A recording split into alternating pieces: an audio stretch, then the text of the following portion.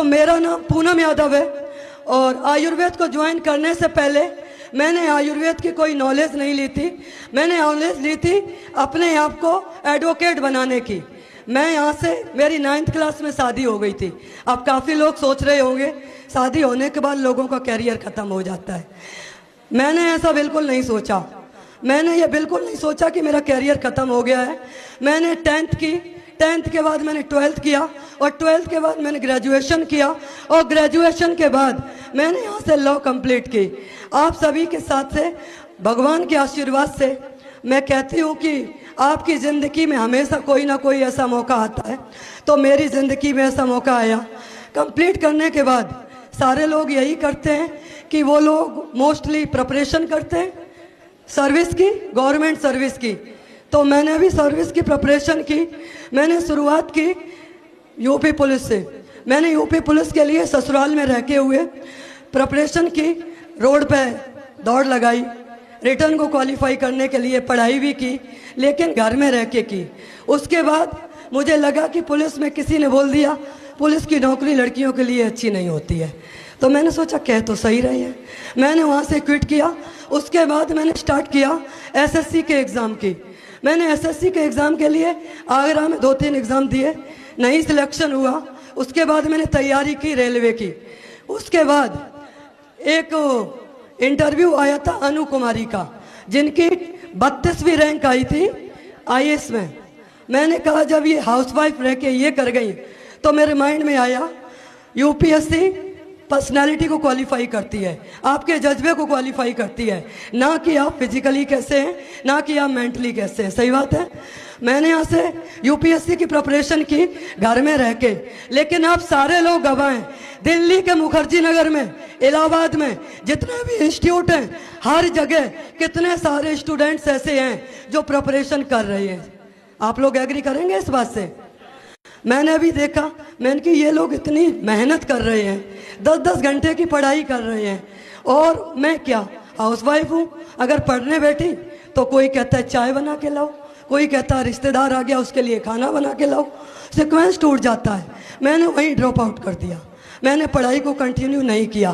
फिर मैंने सोचा मुझे पार्ट टाइम में कुछ ना कुछ करना चाहिए, क्योंकि जिसका विजन बड़ा होता है वो घर में खाली नहीं बैठता।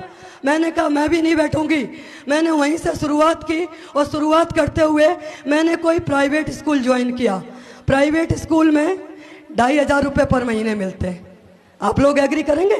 प्राइवेट स्कूल में कितनी सैलरी मिलती है? 2,500 रुपये, ज़्यादा से ज़्यादा 3,000, अच्छा स्कूल है तो 8,000। मैं 2017 की बात कर रही हूँ, उस टाइम की बात कर रही हूँ। मैंने प्राइवेट स्कूल को ज्वाइन किया और मैंने वहाँ पे पढ़ाना स्टार्ट किया। 2,500 वाली सैलरी मुझे मात्र 2,000 रुपये। अब आप सोच के देखिए 2,000 क्यों दिए? क्योंकि कभी मैं लेट पहुँची और कभी मैंने कोई छुट्टी ले ली। मैंने सोचा, मैंने कि इतने की तो मैं साड़ियाँ फाड़ दूंगी, क्योंकि टीचर को ड्रेस मेंटेन करनी पड़ती है या नहीं करनी पड़ती है। अगर कोई मजदूर है तो लोअर टी शर्ट में, चप्पल में जा सकता है, लेकिन अगर आप पढ़ा रहे हो तो पढ़ाने के लिए आपको वेल मेंटेन दिखना पड़ेगा। मैंने कहा जितना ये देंगे नहीं, उससे ज़्यादा की तो मेरी साड़ियाँ फट जाएंगी। मैंने स्कूल भी ड्रॉप आउट कर दिया।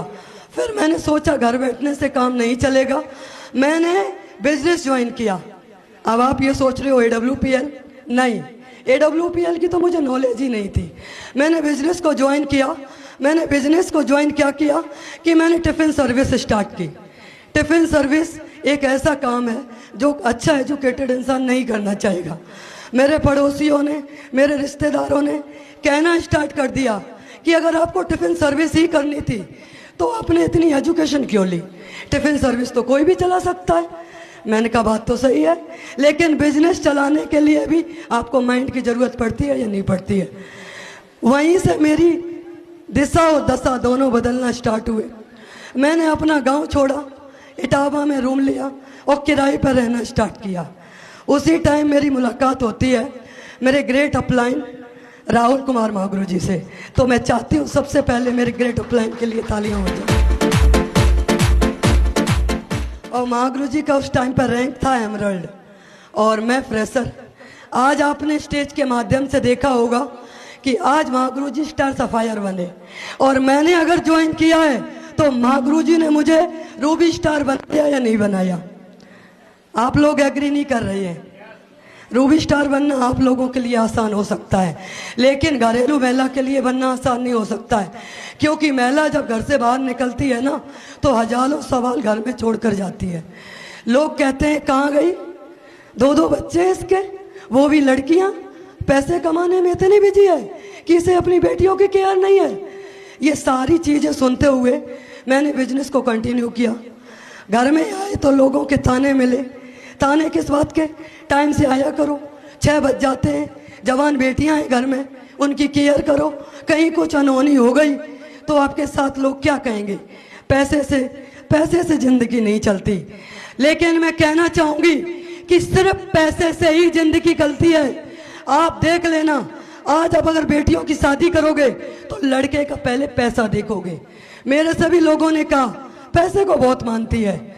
मैंने कहा जब मुझे 500 रुपए की साड़ी लेनी होती है ना तो थैंक यू सो मच।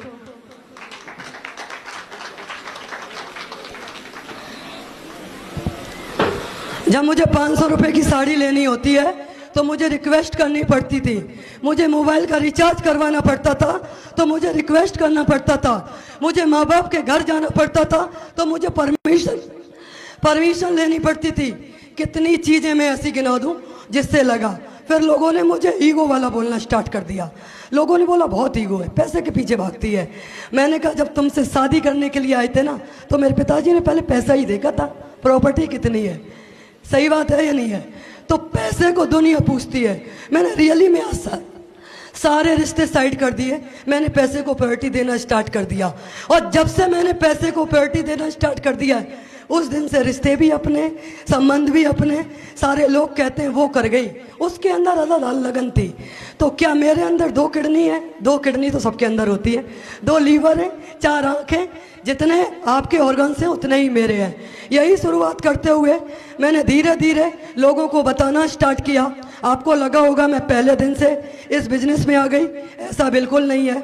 मैं धन्यवाद करना चाहूँगी फिर से राहुल कुमार गुरु जी का कि जिस दिन महागुरु जी मिस ज्योति यादव का रूबी स्टार का रिकॉग्निशन हुआ था उस दिन महागुरु जी अपना प्रोग्राम छोड़कर और मेरे घर पे मेरे हस्बैंड से कह रहे थे सर चलिए प्रोग्राम में, सर चलिए प्रोग्राम में। और हमारे हस्बैंड नहीं मैं अभी नहीं आ पाऊँगा। उन्होंने 12:30 से 1 बजा लिया और ये प्रोग्राम 1 बजे स्टार्ट हो जाता है। मैंने कहा आप नहीं जा रहे तो मैं जाऊँ? उन्होंने कहा ठीक है जाओ। उस दिन मैंने मुट्ठी बांधी कि रूबी स्टार अगर महागुरु जी बने हैं तो मैं भी बन सकती हूँ। वो तो एक लड़की है और मेरे पास तो शादीशुदा का टैग है। मैं अगर कहीं भी जाऊंगी तो मेरे से कोई कुछ नहीं कहेगा, लेकिन कुंवारी लड़की अगर कहीं भी जाती है तो उससे बहुत सारे लोग बहुत सारे लोग इल्ज़ाम लगाते हैं, बहुत सारी बातें करते हैं। मैंने वहीं से मुट्ठी बांधी और बिजनेस की शुरुआत की। उसी दिन महागुरु जी मिस्टर राहुल यादव सर ने एक स्पीच दी थी। वो स्पीच मेरे माइंड में आज तक घर कर गई।